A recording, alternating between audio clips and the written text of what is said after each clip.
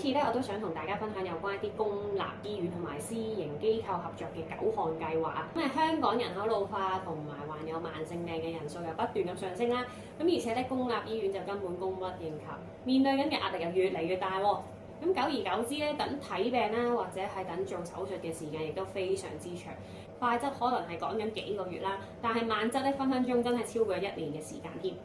咁為咗改善呢個情況啦，其實醫管局同埋私營嘅醫療機構咧，亦都合作推出咗一系列嘅協作計劃。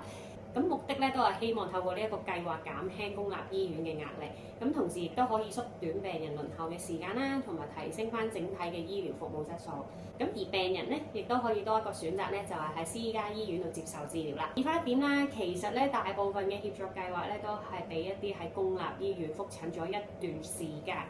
或者等緊做手術啦，同埋檢查嘅病人參加啦。咁如果啱啱喺公立醫院排緊新症嘅病人啦，或者未開始接受公立醫院服務嘅病人咧，就未必可以透過呢啲計劃喺短時間內接受治療啦。